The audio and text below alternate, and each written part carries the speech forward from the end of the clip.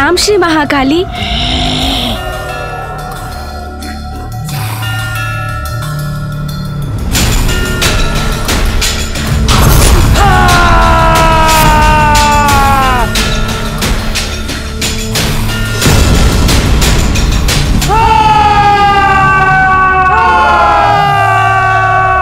माता की विशालता में तो जैसे संपूर्ण ब्रह्मांड समा गया है। अनंत अद्भुत है माता का ये रूप।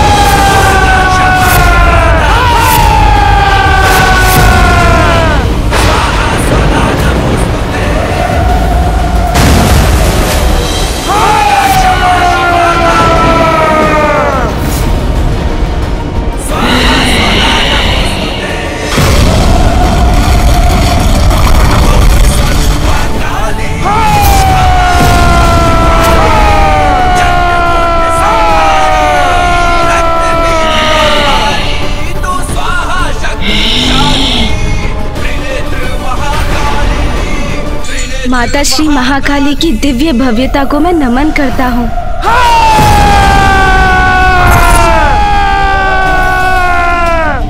प्रतीत होता है माता अपने पूर्ण आवेश में। जय माता श्री महाकाली, आपके दर्शन पाकर हम धन्य हुए माता।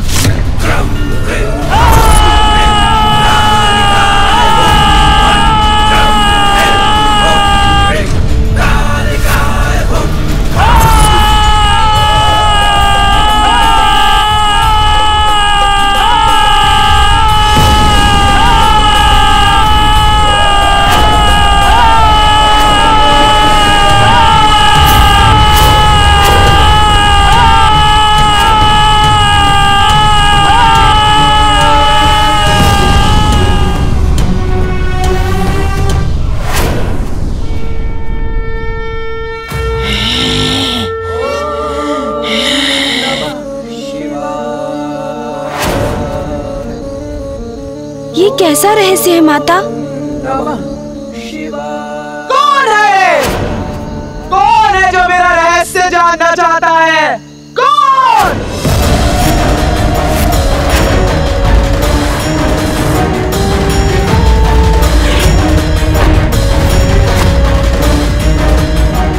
माँ का स्वर इतना कठोर क्यों है?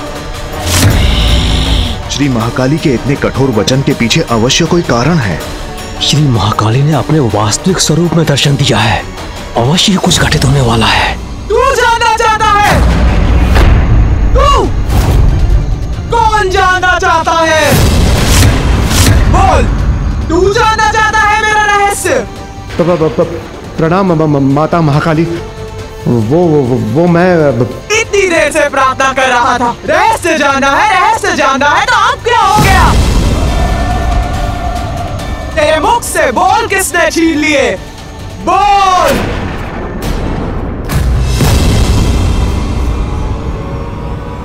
देवी श्री महाकाली माँ की दृष्टि का ऐसा प्रचंड तेज।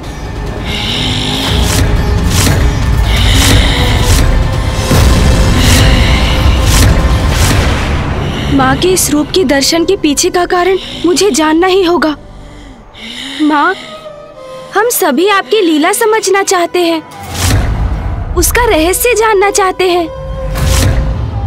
माता, ये सब मेरा ही अपराध है। मैं ही इसका कारण हूँ माता।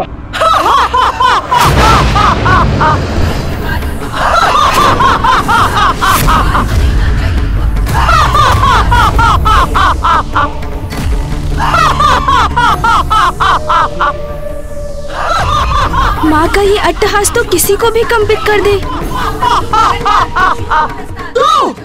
तू है उसका कारण। कौन है तू? मेरी इच्छा के बिना कुछ भी करने वाला। सारा संसार में जो भी होता है मेरी इच्छा के कारण होता है। साधारण सा कोमल सा पत्ता भी हिलता है तो वो भी मेरी इच्छा से। तूने श्राप दिया था रे, क्योंकि वो मेरी इच्छा थी।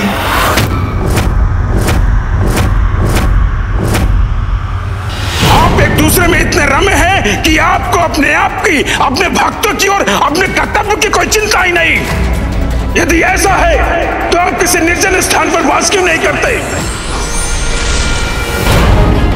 तू तो मेरी सृष्टि रूपी लीला के चक्र का एक कण मात्र है, मात्र एक तुच्छ भाग है, तुच्छ भाग है, तुच्छ भाग है। वो चक्र स्वयं मैं हूँ, तू नहीं। और वो लीला चक्र यदि गतिमान होता है तो मेरे कारण, वो लीला चक्र यदि गतिमान होता है तो मेरे कारण।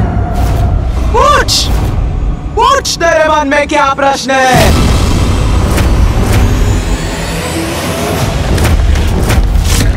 माता, आप मां मातंगी के रूप में मां गंगा में प्रविष्ट हुई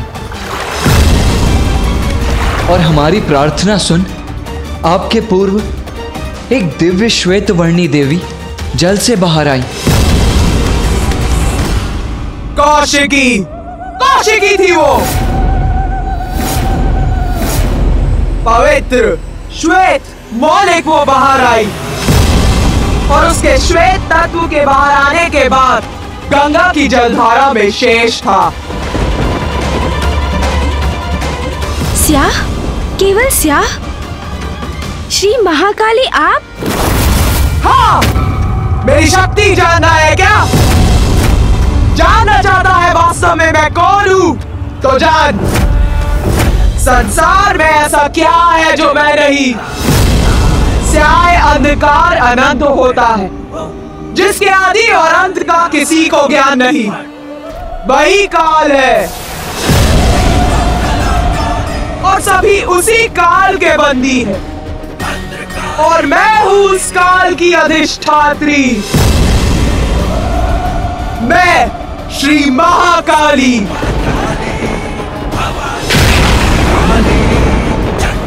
मैं ही परम ब्रह्मा हूँ, मैं ही परम ब्रह्मा हूँ। पराशक्ति हूँ मैं, पराशक्ति हूँ मैं, पराशक्ति हूँ मैं। विशाल विहंगम है माता का ये रूप, अद्भुत है उनकी महिमा। माता महाकाली, हम सभी नतमस्तक हैं आपके समक्ष।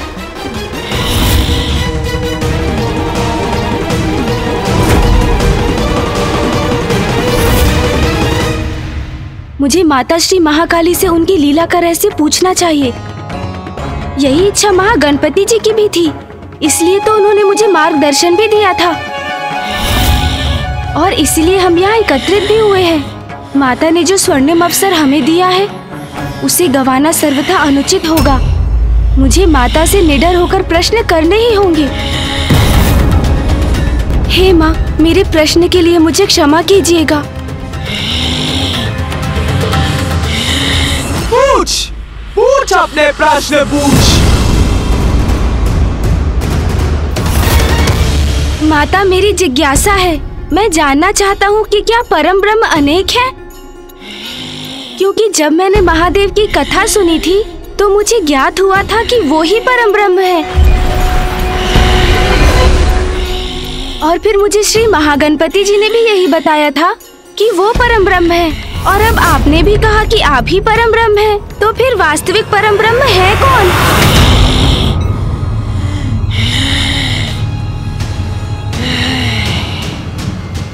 उत्तम, अति उत्तम प्रश्न पूछा है रे गणेश।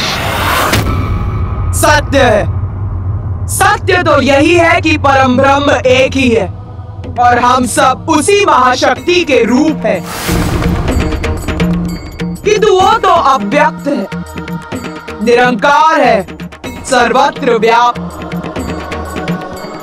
उनका ना कोई आरंभ है और ना ही कोई अंत। वो तो बस है एक सर्वोच्च अस्तित्व के रूप में।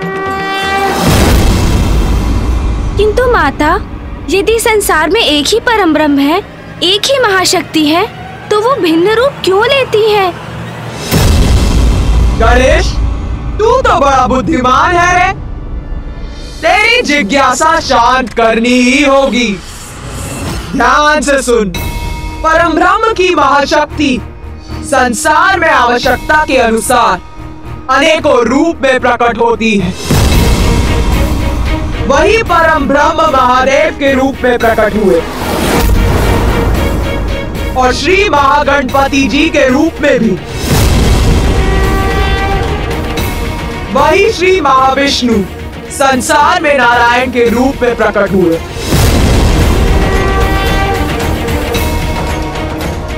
और उन्हीं परम ब्रह्म का एक रूप मैं भी हूँ। परम ब्रह्म के रूप अपने अनुसार संसार के कल्याण हेतु कार्य करते हैं, जो अपने अनेक अवतारों में सृष्टि का पालन भी करते हैं और संहार भी करते हैं। किंतु माता, श्री महाकाली रूप लेने के पूर्व आपने माता मातंगी का रूप क्यों धारण किया था? तेरी जिज्ञासा कब शांत होगी रे गणेश? सुन, मेरे 10 महाविद्या रूप है और उन 10 महाविद्या रूप में से 9वां रूप है मातंगी। 10 महाविद्या माता?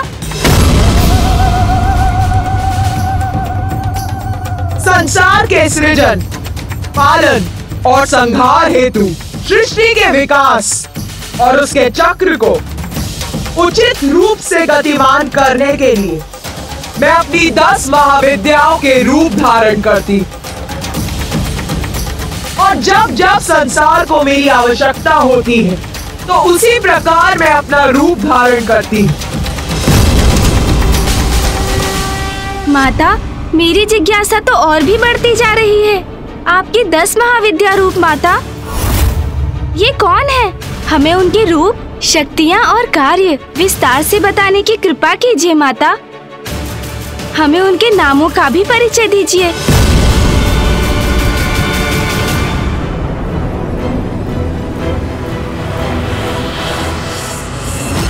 मेरी 10 महाविद्याओं के नाम है काली, काली, तारा, तारा, षोडशी, षोडशी, भुवनेश्वरी, भैरव, भैरवी, भूपति, बगुला, बगुला,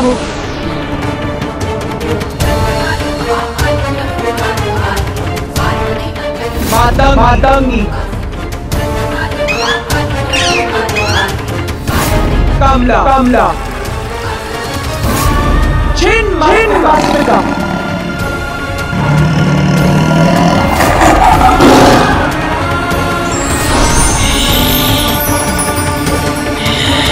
और मेरे प्रत्येक महाविद्या रूप में महादेव भिन्न रूप में मेरे साथ रहते। जैसे कि मेरे मातंगी रूप में वो मातंग के रूप में मेरे साथ रहते। माता, हमें अपने 10 महाविद्या रूपों का परिचय देने के लिए आपको अनेकों धन्यवाद। क्यों? तुम सभी यहाँ मेरे महाकाली रूप का रहस्य ज्ञात करने के लिए एकत्रित हुए हो ना?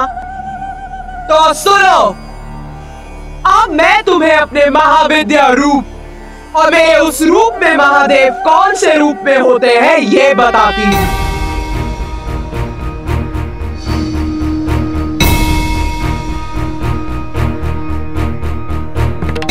मेरा सर्वप्रथम महाविद्या रूप है काली। काली का उद्गम संसार में महादेव के साथ कैसे हुआ और काली रूप में महादेव ने कौन सा रूप धारण किया, सर्वप्रथम ये कथा सुनो।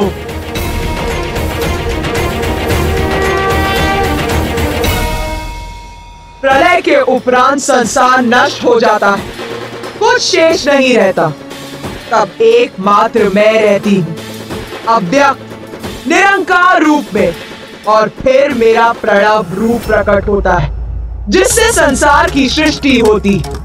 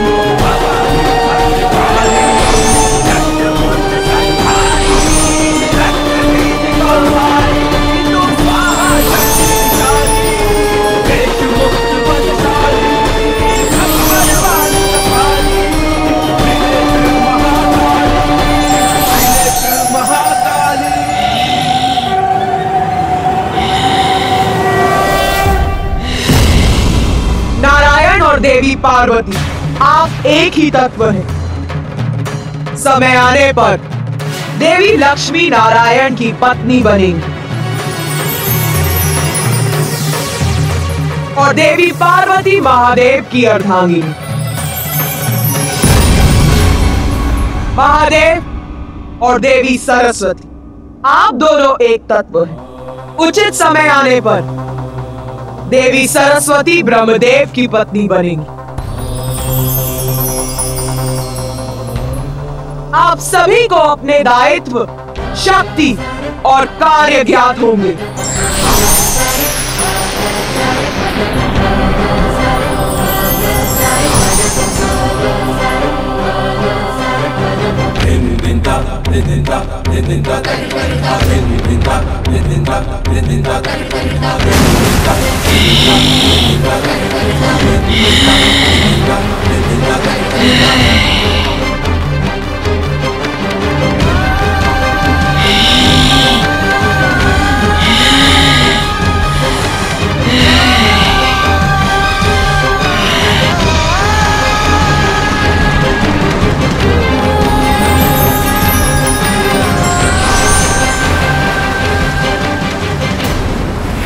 सृष्टि के नवीन सृजन के समय जब संपूर्ण सृष्टि जलमग्न थी, उसमें थल अंश मात्र ही था। जो जल में उसी प्रकार विद्यमान था जैसे घृत जल में रहकर भी उससे पृथक ही रहता है। थल कोमल था, उसे कठोर बनाना था जिससे उस पर जीवन का संचार हो सके। विष्णुदेव को संसार का पालनहार बनना था, किंतु उसके लिए सर्वप्रथम संसार को आकार देने की आवश्यकता थी। इसीलिए मैंने निर्णय लिया कि विष्णुदेव संसार की रचना में मेरे सहायक बनेंगे। सृष्टि के पालनहार, किंतु मामा जी तो गहन निद्रा में लीन थे। सत्य है, नारायण तामसी प्रभाव में आकर माया के वशीभूत थे, इसीलिए उन्हें निद्रा से जगाना अत्यंत महत्वपूर्ण था। और उन्हें जगाने के लिए मैंने अशांति उत्पन्न करने का निश्चय लिया। अशांति माता? हाँ, अशांति मधु और कैटब के रूप में।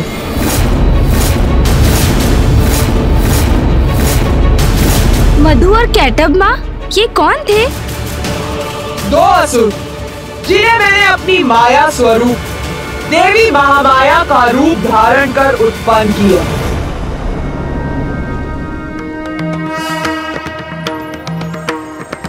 कृष्णाय गोविंदाय गोपीजन वल्लभाय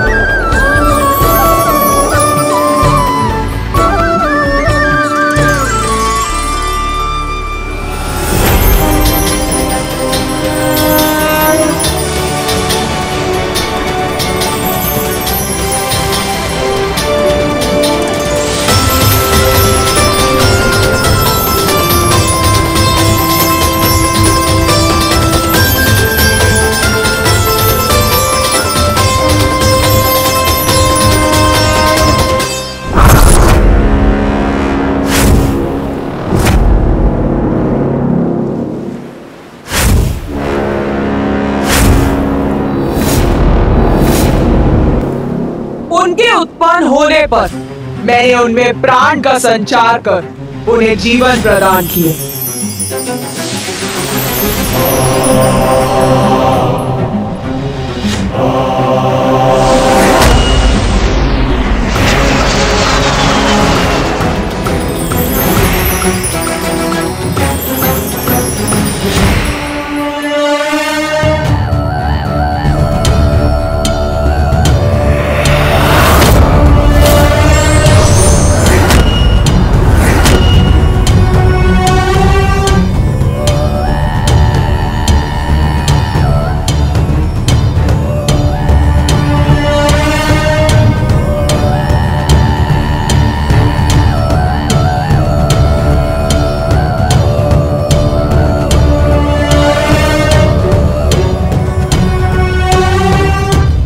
ये क्या स्थान है?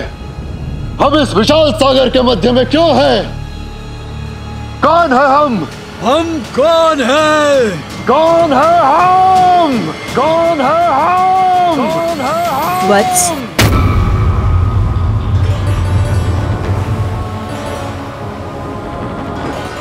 तुम दोनों हो मधु और कैटब। मैं मधु।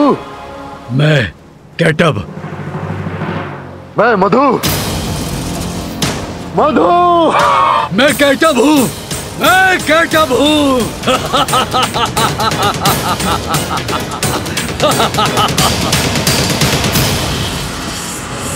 किंतु तुम कौन हो देवी? मैं हूँ महामाया और तुम्हारा जन्म मेरी लीला से ही हुआ है।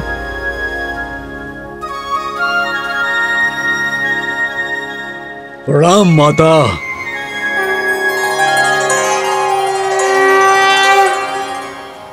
हमारे नामों के अतिरिक्त हमारा क्या परिचय है? पुत्रों, तुम दोनों अत्यंत शक्तिशाली असुर हो। और इस जल में तुम्हारी उत्पत्ति का एक अति विशेष कारण है। माता, क्या है वो कारण? क्या है हमारे जन्म का उद्देश्य? युद्ध करना है तुम्हारा उद्देश्य। युद्ध? नारायण से युद्ध। जाओ और अपने जन्म का उद्देश्य पूर्ण करो। नारायण से युद्ध करो। देवी महामाया, आपके कारण ही हमारा अस्तित्व है। आपने ही हमें हमारा नाम दिया है, हमारा मार्गदर्शन किया है। इसलिए देवी, आपका आदेश है कि हम विष्णुदेव से युद्ध करें, तो ऐसा ही होगा।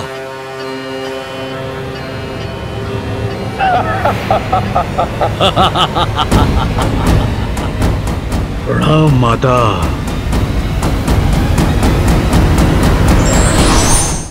कहाँ है विष्णुदेव?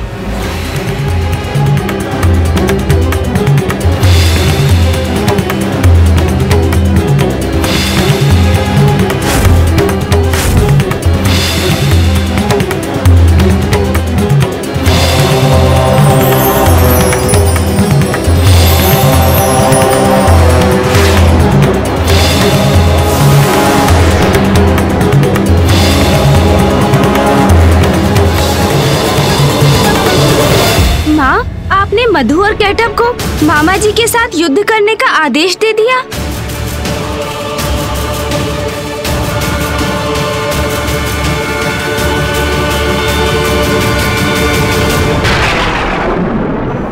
तुझे क्या लगता है ये भूल थी मेरी?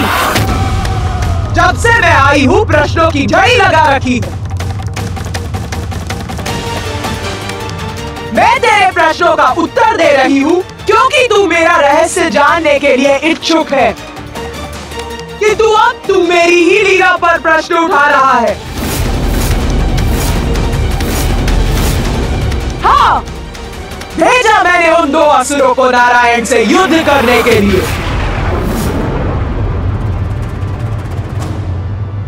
मेरी लीला समझने का सामर्थ्य है भी तुझमें? मेरा उद्देश्य ये नहीं था माता, आपको क्रोधित नहीं करना चाहता था मैं। श्री महाकाली माँ, मैं तो बस।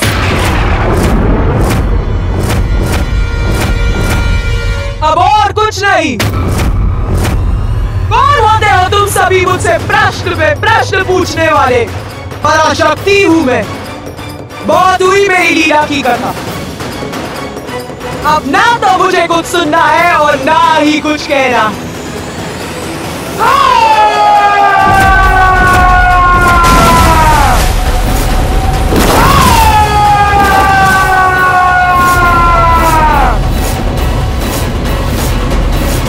जा, नहीं बताती मैं अपना रहस्य।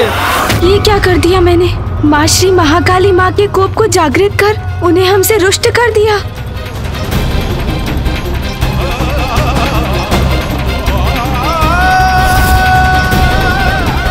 माता से और प्रश्न करना कदाचित उनकी क्रोधाग्नि को और भड़का देगा।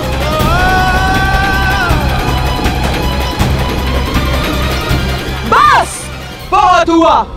अब मैं यहाँ एक पल भी नहीं रुकूंगी।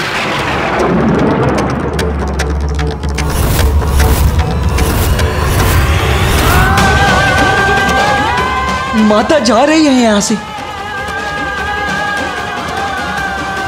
ओम जयंती मंगला काली भद्रकाली कपालिनी दुर्गा क्षमा शिवा धात्री स्वाहा स्वधा नमोस्तुते।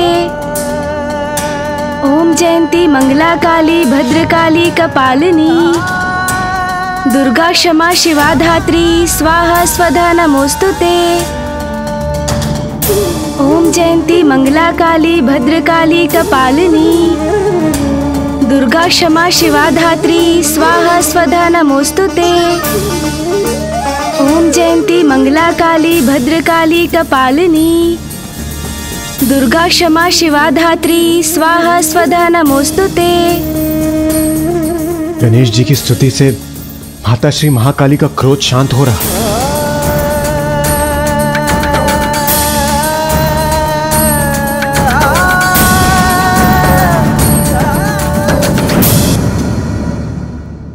माँ, माँ,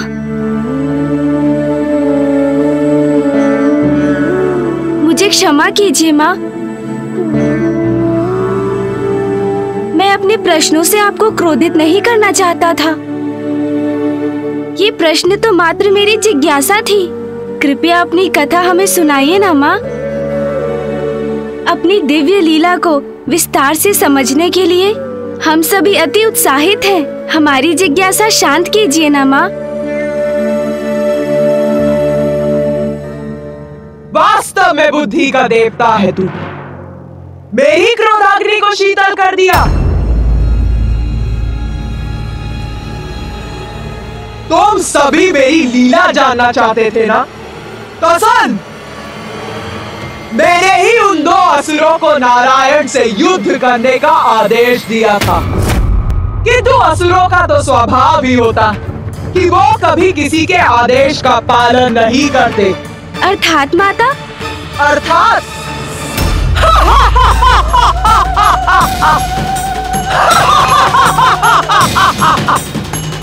नारायण तक पहुंचने से पूर्व मधु और कैटब की कुदृष्टि ब्रह्मदेव पर पड़ गई।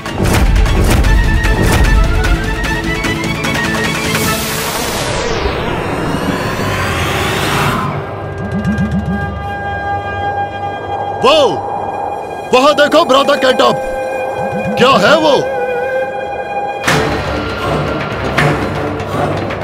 उचित है मधु, देखता हूं, अभी देखता हूं।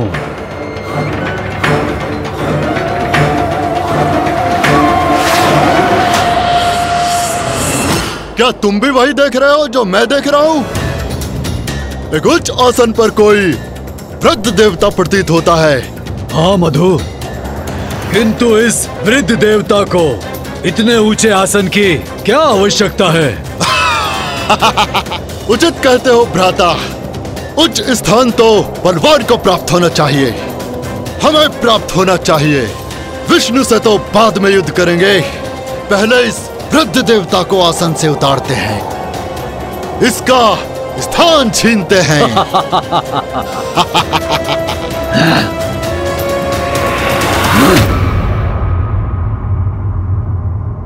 हे वृद्ध देवता, सुनो, सुनो।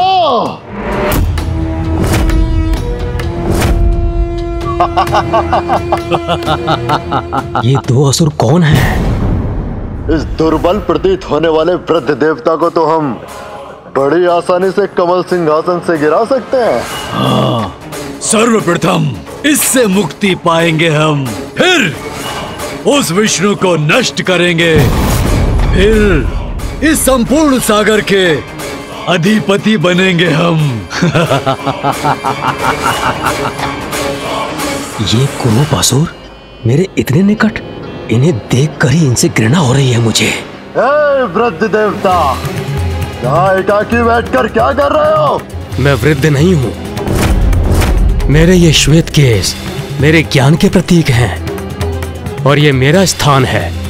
मुझे जहाँ होना चाहिए मैं वहीं हूँ। नहीं, ये स्थान तुम्हारे लिए उपयुक्त नहीं है। तुम्हें इस ऊंचे आसन की कोई आवश्यकता नहीं, इसके योग्य नहीं हो तुम। चलो उतरो यहाँ से। तुम दोनों यहाँ कर ये उपद्रव क्यों कर रहे हो? मैं शांति प्रिय हूँ। तुम्हें मेरे स्थान से मुझे हटाकर क्या प्राप्त होने वाला है? क्या प्राप्त होगा हमें? बस अब और प्रश्न उत्तर न आए। दूसरों को सताने में ही आनंद है, इतना भी नहीं समझते। इसलिए जैसा कहा जाए वैसा करो, अन्यथा शांति प्रिय देवता तुम्हारे जीवन को अशांति से भर देंगे हम, या कदाचित तुम हमारा विरोध करने की इच्छा रखते हो।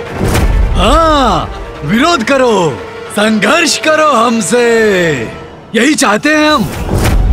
फिर तुम्हें सताने में और आनंद आएगा। ये असुर तो बड़े दुष्ट प्रतीत होते हैं, मैं करूं तो क्या करूं?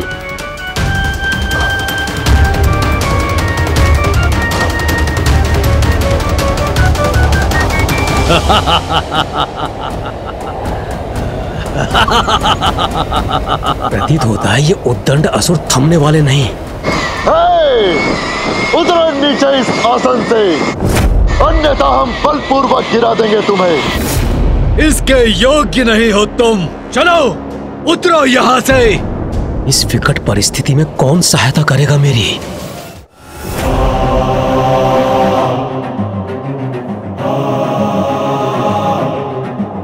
नारायण से सहायता की गुहार करता हूं। नारायण, नारायण, निद्रा त्यागिए, उठिए नारायण, नारायण, मेरी सहायता कीजिए। नारायण, विष्णु को निद्रा से जगाने में क्या नाम। सर्वप्रथम हम तुमको यहाँ से हटाएंगे, फिर तुम्हारे आसन पर स्थित होकर नारायण को सताएंगे, युद्ध करेंगे, विष्णु को भी पराजित कर देंगे हम।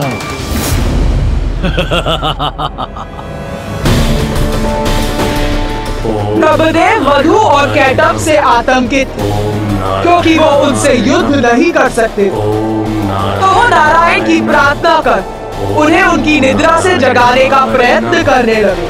ओम नारायणाय नमः, ओम नारायणाय नमः, ओम नारायणाय नमः, ओम नारायणाय नमः, ओम नारायणाय नमः। कैटब, वृद्ध देवता ऐसे नहीं उतरेगा। क्यों ना एक कार्य करें, इसके कमल की जड़ को ही विलक कर देते हैं। इसे गिरते देख बड़ा आनंद आएगा। अब न रहेगा आसन और न रहोगे तुम उस पर आसीन।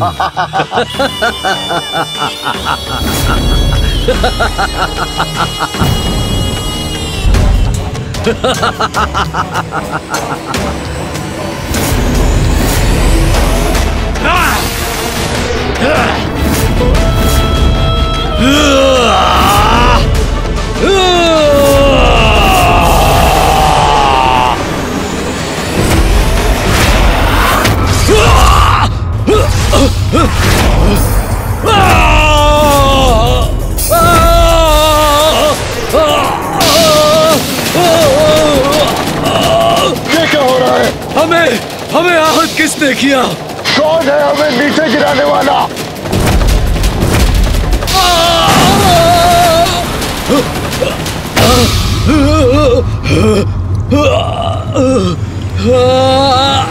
हमें चुनौती देने का दुस्साहस किसने किया? किसने अपनी मृत्यु को आमंत्रित किया? मैं नारायण।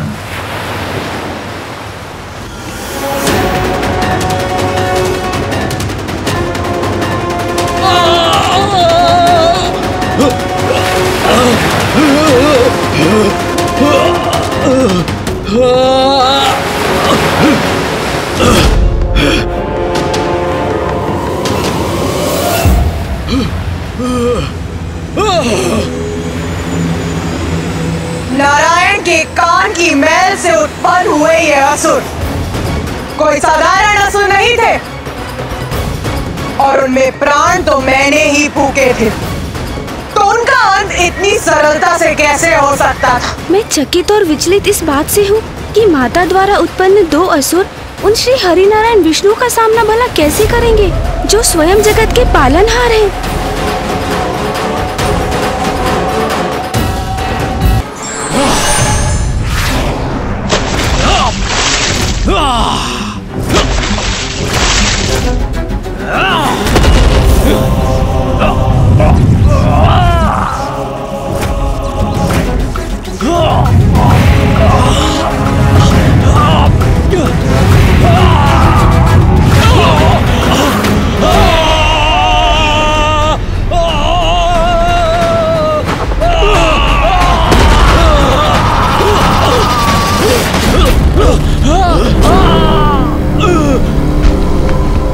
जो उचित था वही हुआ। ये दोनों दुष्ट असुर नष्ट हो गए। धन्यवाद नारायण। इन असुरों के साथ इनके आतंक का भी अंत हुआ। अब ब्रह्मदेव पुनः ध्यान मग्न हो सकते हैं।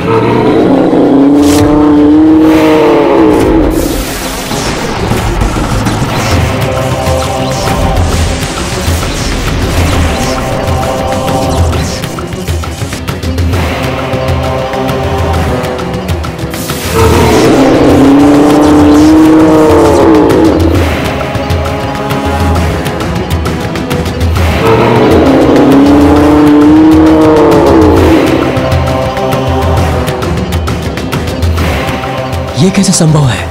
इन दोनों का तो वध कर दिया था नारायण ने। पुनर्जीवित हो गए ये, तो मैं पुनः इन्हें नष्ट करूंगा।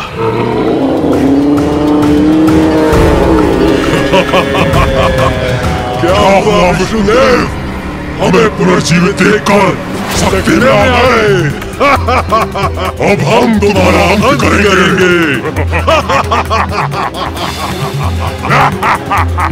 किंतु कैसा प्रहार करूं जिससे ये पुनः जीवित ना हो सके? करो गुरु, हमारे अंत के उपाय का विचार अवश्य करो। हम पर वार भी करो, किंतु हमारा अंत कदापि नहीं कर सकोगे तुम विष्णुदेव।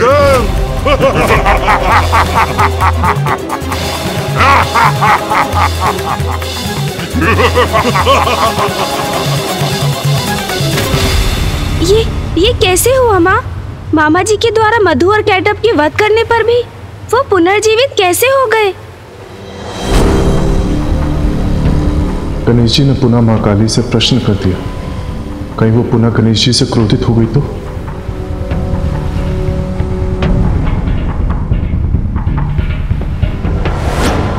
मैल तो आखिर मैल ही होती है, कितनी बार भी हटा दो पुनः एकत्रित हो ही जाती है।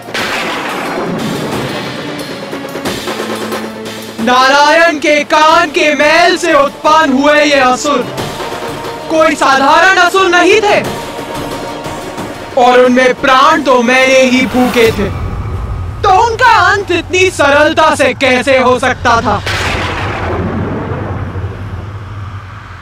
फिर क्या हुआ माता? फिर क्या हुआ? फिर क्या हुआ? ये कैसा प्रश्न है?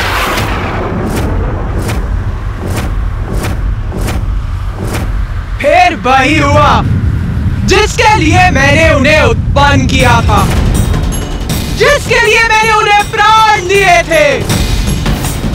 युद्ध, भयंकर युद्ध।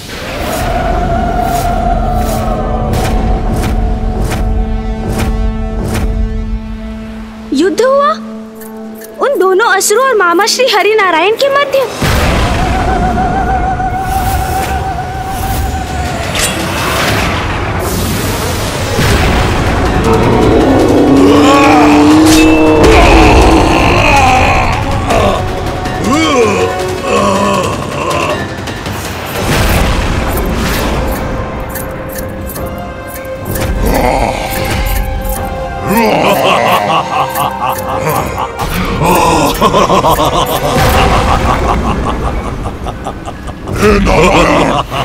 देखो इधर, हम तो पुनः युद्ध करने आ गए। कुछ नहीं, तुम हमारा कुछ नहीं बिगाड़ सकते। अभी तो हम तुम्हारा अंत अवश्य करेंगे।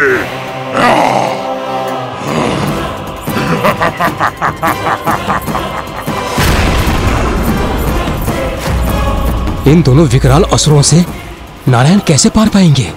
अग्नि प्रहार!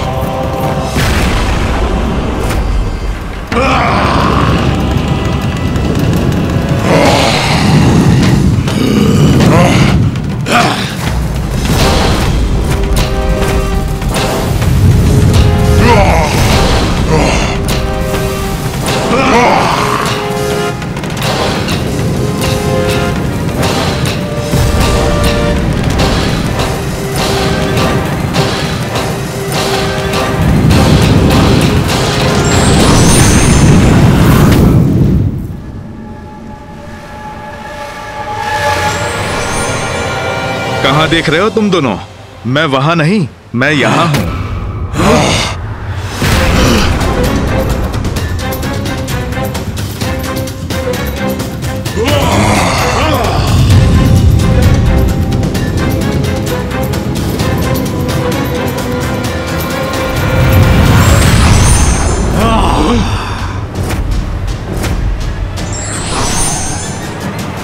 वहां नहीं, यहां।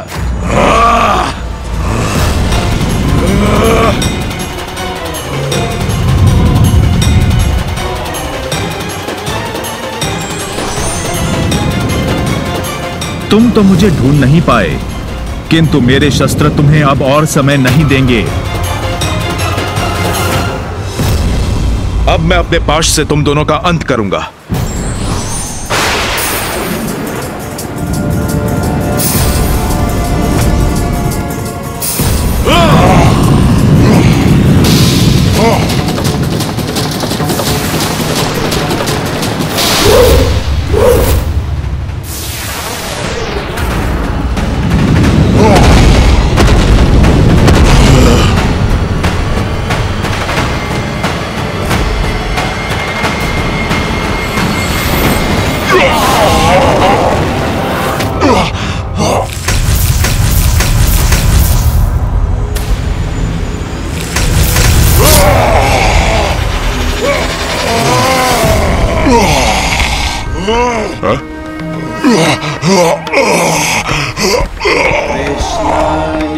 इस बार नारायण के प्रहार ने इतना कष्ट पहुंचाया है इन असुरों को कि कदाचित ये पुनः जीवित नहीं हो सकेंगे।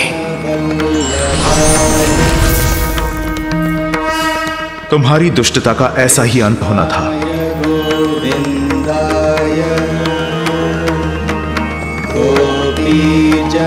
कदाचित इस बार सागर की गहराई में विलीन हो गए हैं ये दोनों। कृष्णाय गोविंदाय गोपीजन वल्लभाय। ये कैसी ध्वनि है?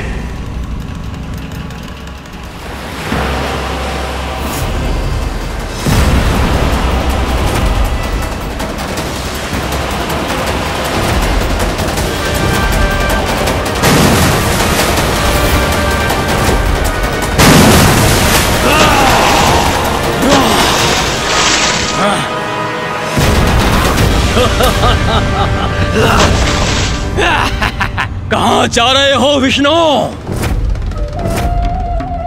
हम तो अब भी यही हैं। हमारा युद्ध अभी समाप्त नहीं हुआ है।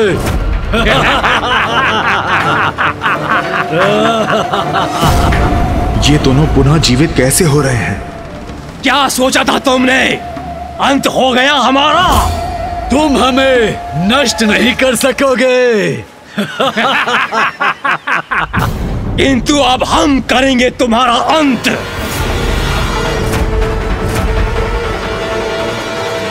फिर वो युद्ध सहस्त्रों दिव्य वर्षों तक चलता रहा, कभी जल पर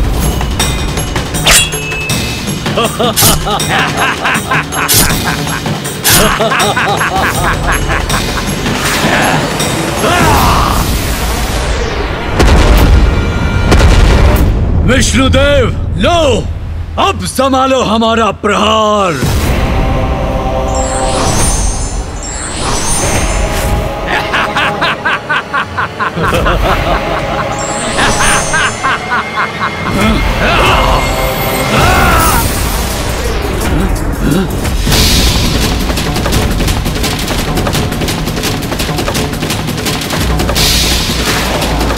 अरे ये कैसी ऊर्जा है? इससे भी अपना बचाव करना होगा हमें।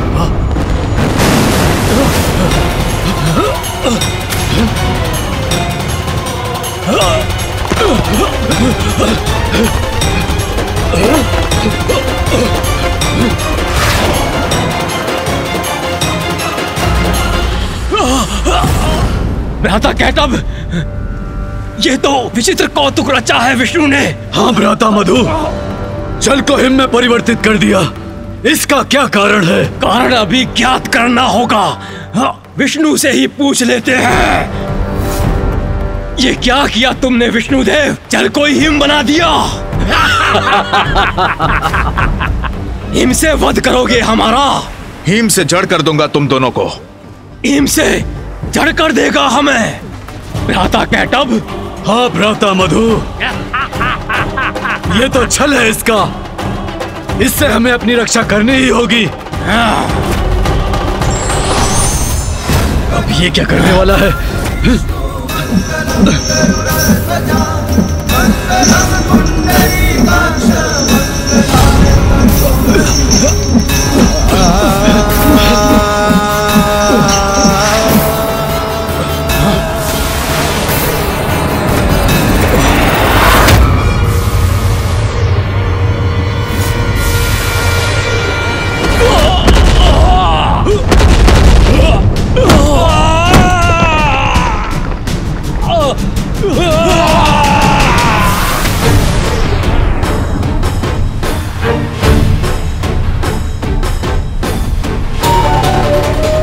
अब कदाचित पुनः गतिशील नहीं हो सकेंगे ये असुर।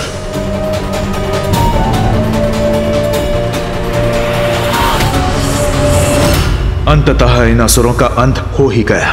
और फिर कभी वो युद्ध स्थल पर पहुंच गया, जल के नीचे, किंतु युद्ध निरंतर चलता ही रहा।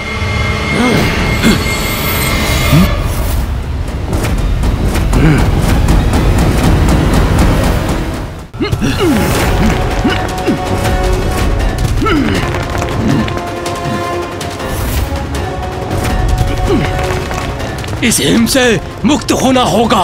हाँ भ्राता मधु, फिर उस विष्णु के प्राण मुक्त करेंगे हम।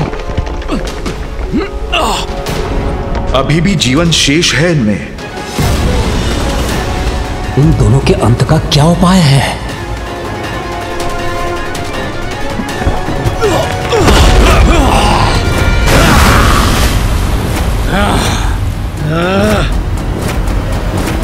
उत्तम पीड़ा थी ये विष्णुदेव, हमें आनंद आया। किंतु ये क्रीड़ा तो तुम्हारे अंत के साथ ही समाप्त होगी। इस बार किसी भी प्रकार इनका अंत अवश्य करूंगा मैं। विष्णुदेव, अभी तक तो इस वृद्ध ब्रह्मदेव के सिंहासन पर हमारी दृष्टि थी, किंतु अब हमें तुम्हारा आसन भी मोहित कर रहा है। ये अनेक शीश वाला जीव जिस पर स्थित होकर तुम हम पर वार कर रहे हो, तुम्हें पराजित कर मैं तुम्हारे इस आसन पर अवश्य स्थित होऊंगा। और मेरा भ्राता कैटब इस वृद्ध ब्रह्मदेव के आसन पर। क्यों भ्राता कैटब? हाँ भ्राता मधु, अब हमें ये शीघ्र करना चाहिए। इनका दुस्साहस अब सभी सीमाएं लांघ चुका है। अब इनसे निर्णायक युद्ध करना होगा मुझे। विष्णुदेव, अब शीघ्र तुम्हारे प्राण तुम्हारे शरीर से विलग करूंगा मैं।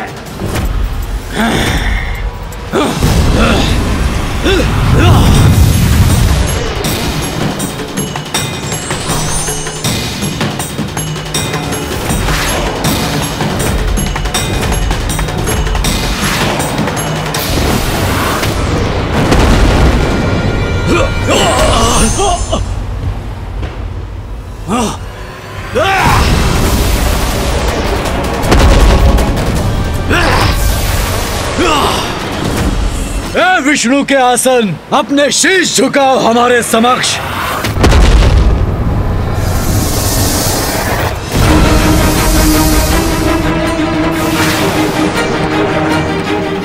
ये तो विष प्रहार कर रहा है हम पर।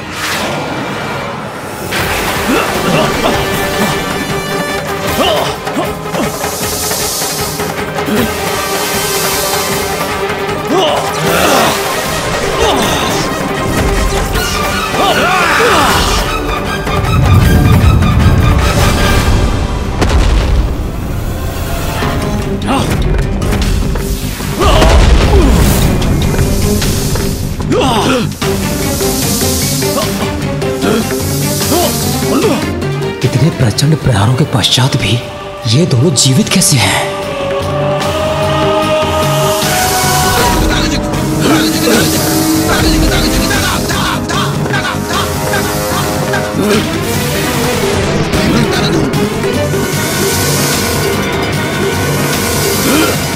बस बहुत हुआ दोस्त, अब तुम्हारे प्रहारों का भी अंत करना ही होगा।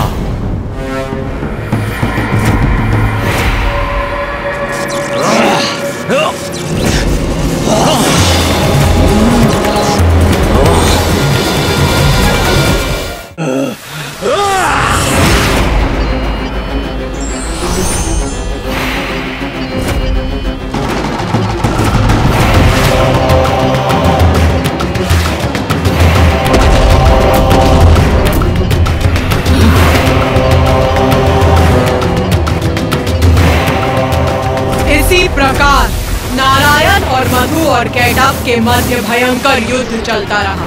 नारायण ने उन दोनों असुरों का सहस्त्र बार वध किया और उतनी ही बार वो न केवल पुनर्जीवित हुए अपितु और शक्तिशाली और विशाल, गतिशील और दुष्टता से परिपूर्ण होकर पुनः युद्ध करने पहुंच गए।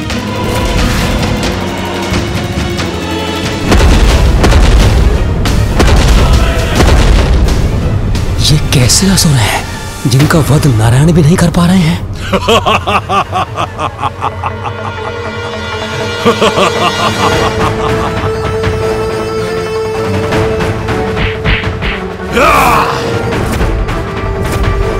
बस बहुत हो गया।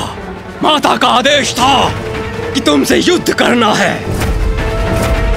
हो गया युद्ध, अब सर्वनाश होगा तुम्हारा। माता का आदेश था, नारायण से युद्ध करना था इन्हें।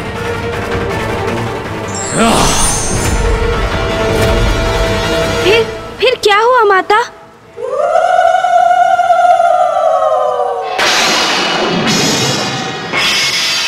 वही हुआ जो श्री महाकाली की इच्छा थी, जो मेरी इच्छा थी। क्या इच्छा थी माँ आपकी? तमसो माँ ज्योतिर्गमय, अंधेरे पर प्रकाश की विजय अवश्य होती है, किंतु प्रयास करते रहने और उचित समय आने पर न पूर्व न उसके पश्चात इसका प्रभाव हमेशा सृष्टि पर पड़ता है, जिसका परिणाम हमेशा सकारात्मक होता है।